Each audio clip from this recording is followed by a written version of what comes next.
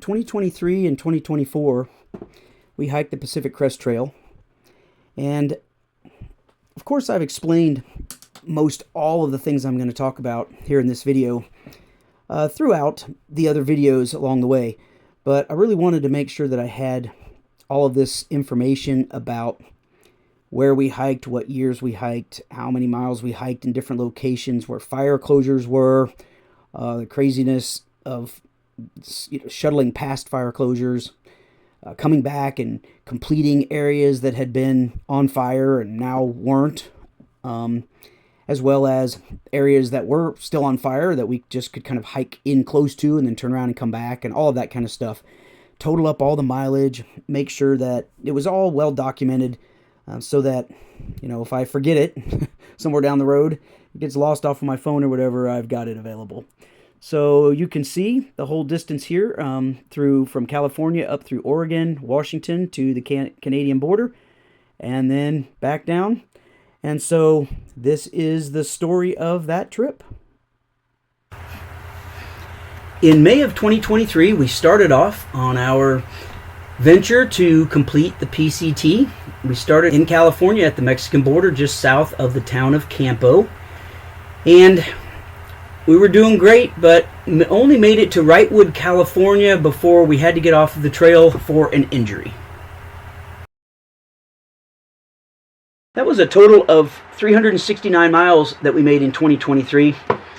And then in 2024, when we came back, we made the decision that we needed to start further north on the trail than the border so that we could make it up through Washington before the snow hit, then come back down and complete the southern portion later.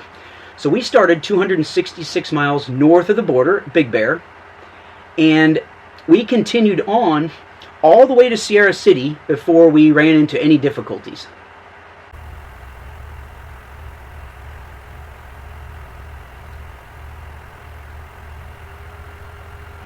Once we got to Sierra City, that was 930 miles that we had done so far in 2024, and that put us almost at the 1,200 mile mark on the trail, of course having to go back and complete the southern portion still.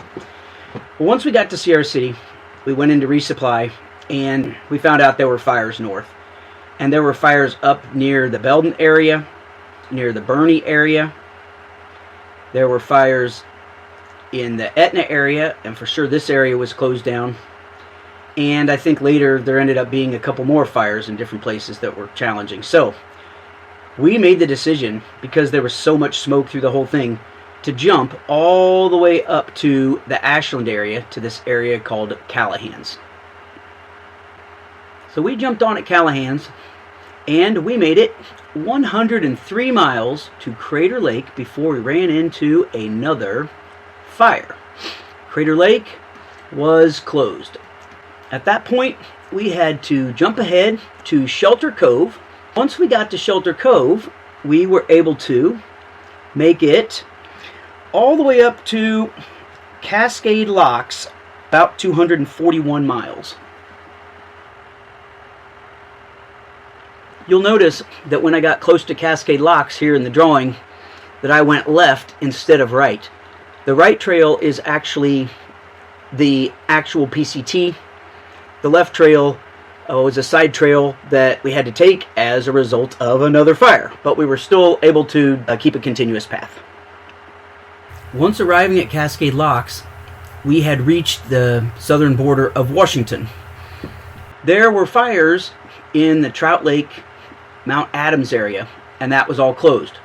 So once again, we chose to skip ahead, but this time we did something a little different. We got to White Pass, and we decided we were going to go south to Goat Rocks and a little further to Potato Hill. And then we thought we would backtrack, but we decided at the last minute to just take some roads back towards Packwood. And once we did that, we managed to get a hitch, which took us back to White Pass so that we could then begin heading north again. That distance from White Pass to Potato Hill and around was around 50 miles total. Things had really begun to become a mess at this point. We had heard of more fires ahead, multiple locations.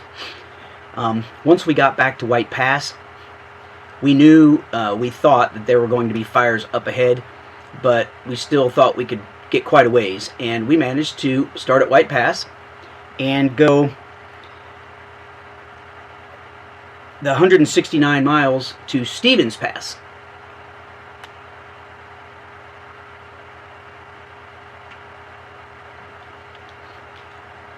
Once we got to Stevens Pass, there were definitely fires ahead up in the Glacier Peak area. And so we had a decision to make. Do we skip the whole section again or not? We made the decision that we didn't think there was any chance the fires would be out by the time we got back, because it was just too close to, the time that we're here now. And so we continued on, and we went about halfway or so to the fire closure, and then turned around and came back, just so we could get in as many miles as we could in that area. And then once again, we're back at the Stevens Pass area, and we needed to shuttle ahead. So we shuttled ahead to the Stehekin area, the High Bridge, and we started at the High Bridge, and we managed to make it all the way to Canada and then up into Manning Park without hitting any more fires. At that point, we shuttled to Vancouver, spent the night, jumped on a train, came all the way back down. The fires were still going on between the Stevens Pass, Stehekin area. So came all the way back down to Cascade Locks. At Cascade Locks, we jumped on and thought, well, we thought maybe the fire would be out by then, but the fire was not out. So we said, well, we'll do the same thing. We'll just hike in halfway to the fire closure. We'll turn around.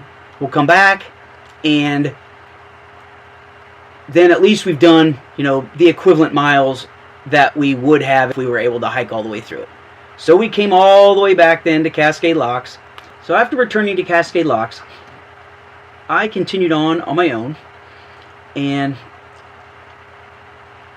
took a train down to the little town of Chemult, and then hiked into the trail, because north of this location there were still fires up in the Shelter Cove area and around the campgrounds. So at this point I was able, though, to hike down all the way through Crater Lake and the Rim Trail and connect up to where I had gotten off earlier. So I made up a whole bunch of miles there.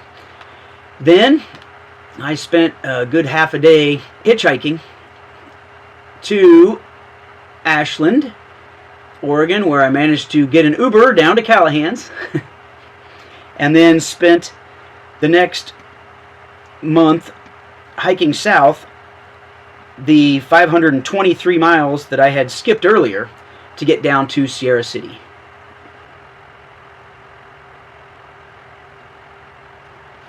Once I arrived in Sierra City, I had the decision to make whether to head down to the border area and finish those 266 miles. And I decided at that point that I wasn't particularly concerned with making this an absolute through hike that happened within 12 months or within a calendar year. So that's where I got off of the trail. And by that point, I had done a total of 2,354 miles in 2024, plus my 369 miles in 2023. So I did a total of 2,723 miles on this trail. But 53 miles of what I added into that total are little side things that I didn't talk about in this video, such as taking Kearsarge Pass and Horseshoe Lake into towns, hiking those into towns to do resupplies. Things like VVR, doing Mount Whitney, and hiking up into Manning Park in Canada. So if you remove those 53 miles, it still totals more than the length of the entire trail. And I feel really great about that. I cannot see going back and completing that area around the Crescent Lake area between Shelter Cove and Chemult. Just to say that I walked every mile of it. It's not that far, and I'm not really that concerned about it. I've done everything in the southern portion, 100%, everything in California, totally.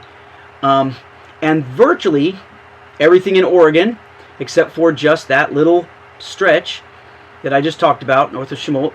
And again, in Washington, virtually everything, but that little bit that was between Potato Hill and Trout Lake, that Trout Lake area, and then a little bit of an area just south of the Stehekin High Bridge.